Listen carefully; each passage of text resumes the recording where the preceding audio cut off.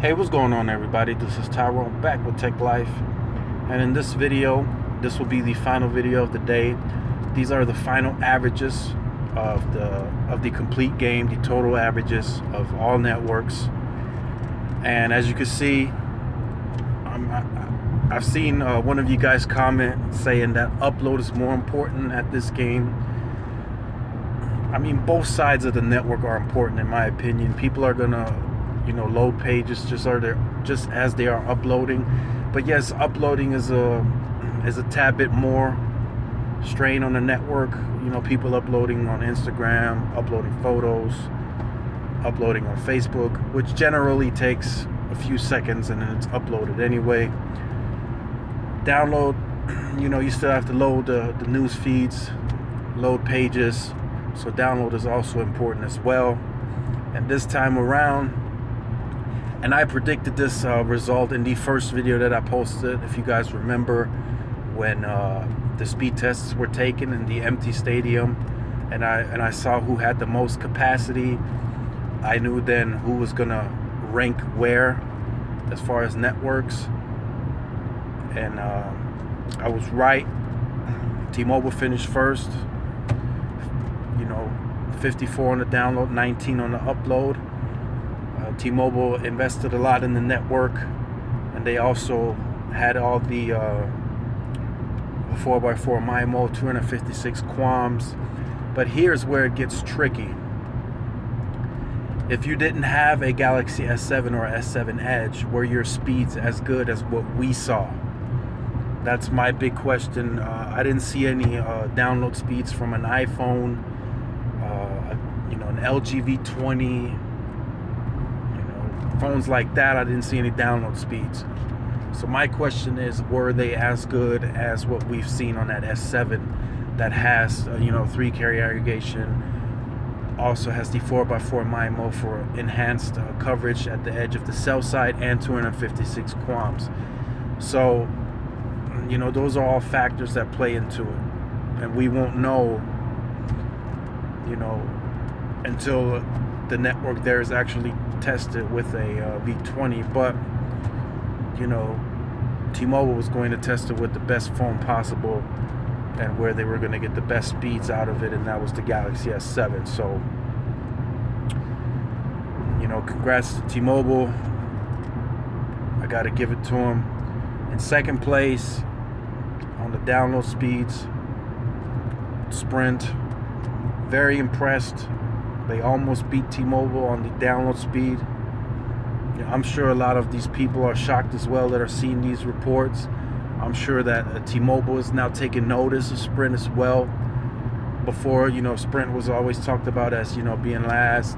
Network sucks. That's what T-Mobile labeled them as.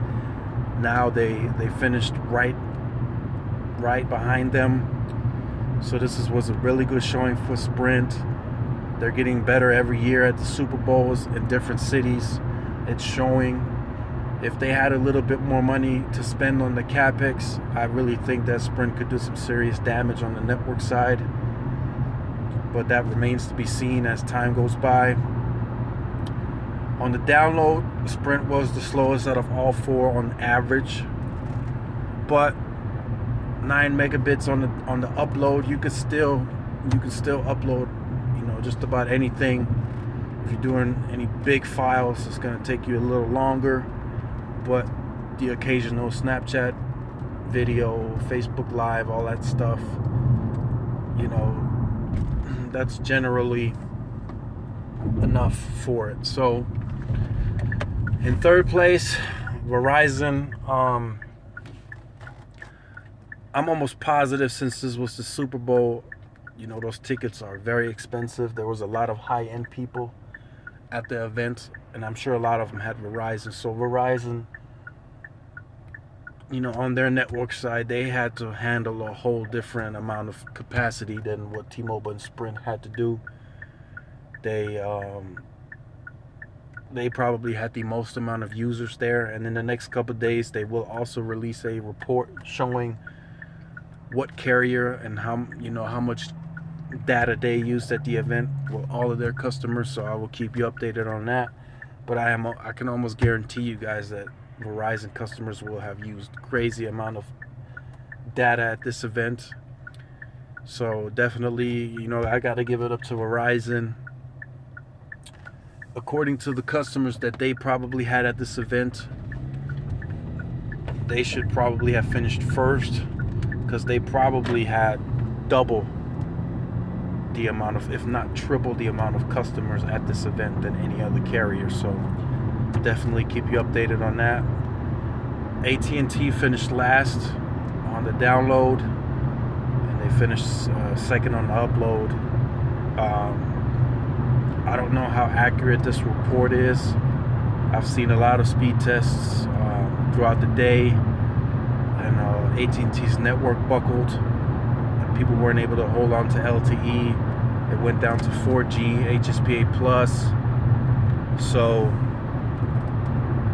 but I did see some videos where, at&t had faster speeds than Sprint, and comparable with Verizon. So it just probably depended on, and like I said before in another video, a lot of factors play into it. Like towards the end of the game, where things got really close, I'm sure there were a lot more people watching the game than actually on the network, but that could have been different for each carrier.